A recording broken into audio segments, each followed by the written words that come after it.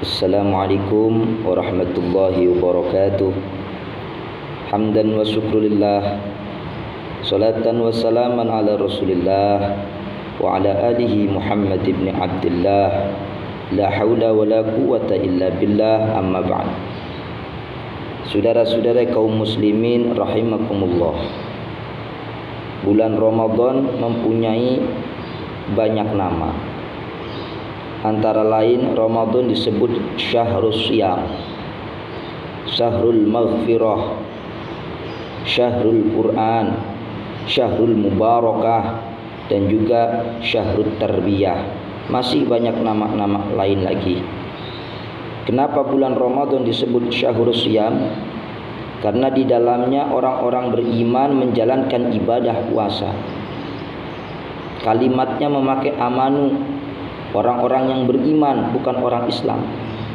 Ya ayyuhalladzina amanu kutiba alaikumus syiyam. Wahai orang-orang yang beriman, diwajibkan atas kamu berpuasa. Bukan orang Islam. Kalau iman sudah pasti Islam, orang Islam belum tentu iman. Makanya ada saudara-saudara kita umat Islam begitu masuk datangnya bulan Ramadan, ada yang enggak puasa. Tengah hari bolong, nongkrong di warteg, kepala nggak kelihatan, badan nggak kelihatan, kakinya doang kelihatan, nggak nepat tanah. Diklaim kuntilanak, tahu-taunya lagi ngopi. Na'udzubillah min dzalik. Saya analogikan begini, ada 3 orang penjual buah. Yang satu jual buah duren, yang satu jual buah salak, yang satu jual buah mangga. Semuanya neriakin dagangannya masing-masing. Kata tukang duren, duren, duren. Kata tukang salak, salak, salak. Kata tukang mangga, mangga, mangga. Tak lama kemudian ada yang manggil, abang, duren. Tentu yang merasa dirinya dipanggil, itulah yang akan nyaut, nyamperin si pembeli tadi, dengan harapan dagangannya itu bisa laku. Kalau laku berarti menghasilkan uang. Begitu juga Allah memanggil kita amanu. Yang merasa dirinya beriman kepada Allah, itulah yang akan nyautin panggilan Allah. Dengan cara apa? Berpuasa, dengan harapan kita mendapat ampunan, maghfirah dari Allah Subhanahu wa taala. Karena hidup kita setiap waktu, setiap detik gak jauh-jauh dari maksiat dan munkar. Gak jauh-jauh dari perbuatan dosa. Dosa mata dari melihat, dosa telinga dari mendengar, dosa mulut dari bicara, dosa tangan dari memegang yang bukan miliknya, dosa kaki melangkah ke tempat yang tidak baik. Maka masuk bulan suci Ramadan, kita berpuasa dengan harapan mendapat ampunan dari Allah Subhanahu wa taala. Kemudian bulan Ramadan disebut syahrul mubarakah, bulan penuh berkah. Siapa yang mendapat keberkahan di bulan Ramadan? Semua manusia. Kita lihat di Tanah Abang, itu yang jualan pakaian, jualan baju, enggak semuanya orang Islam. Ada yang Nasrani, ada yang Hindu, ada yang Buddha. Tapi Masya Allah, begitu masuk bulan suci Ramadan, omsetnya naik gratis. Kenapa? Karena mendapat keberkahan bulan suci Ramadan. Di sepanjang jalan raya, asal jam 3 sore, menu makanan bermacam-macam menu ada. Ada lontong, ada gorengan, ada es cendol, ada es campur, semua laku. Kenapa? Karena mendapat keberkahan bulan suci Ramadan. Dan yang aneh lagi, biji salak kalau datang bulan suci Ramadan laku biji salak.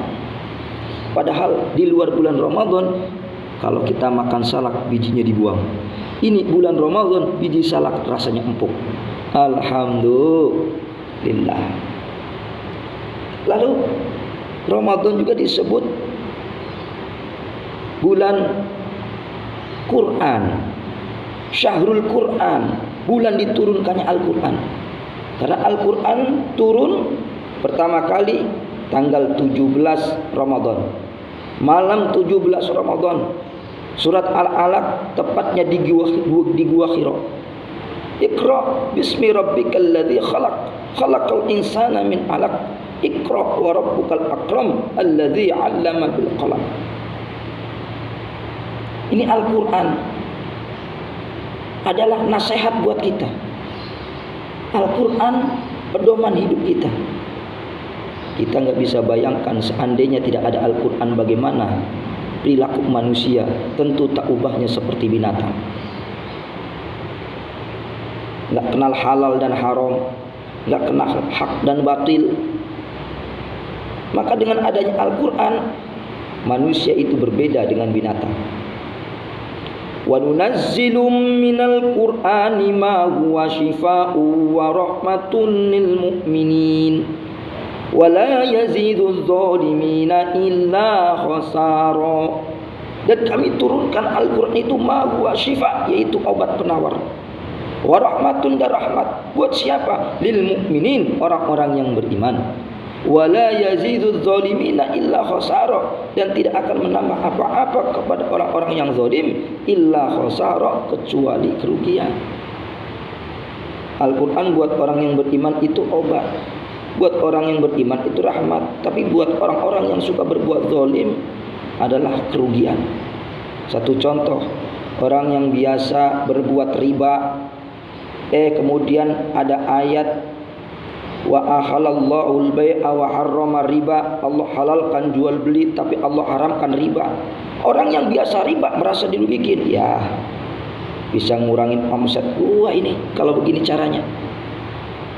Orang yang biasa minum minuman keras, orang yang biasa judi, turun ayat innamal khamru wal maisiru wal ansabu wal azlamu rijsum min amali syaitan.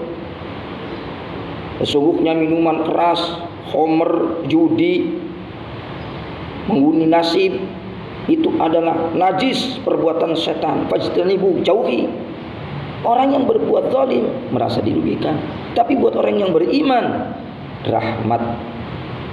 Buat orang beriman obat. Kemudian Ramadan disebut juga syahrut tarbiyah, bulan pendidikan, di mana di dalamnya kita banyak belajar tentang arti hidup dan kehidupan, supaya kita tahan uji, supaya kita tahan banting. Apa hikmah di bulan Ramadan ini? Pertama, kita diajarkan tentang kejujuran. Ini puasa. Puasa itu ibadah sir. Nggak ada satu orang pun yang tahu kecuali diri sendiri dan Allah. Andai kata kita mau berdusta, siang hari ketika lapar melilit perut, haus mencekik tenggorokan, ambil makanan, ambil minuman, bawa ke kamar, lalu kunci sampai kenceng, kita makan, kemudian begitu keluar bibir lelap sampai kering, jalan belaga lemes. Orang nggak nyangka kalau kita habis makan. Tapi nggak kenapa kita lakukan? Karena kita merasa diawasi oleh Allah. Waktu sholat zuhur kita berwudu, di saat berwudu sunahnya berkemur.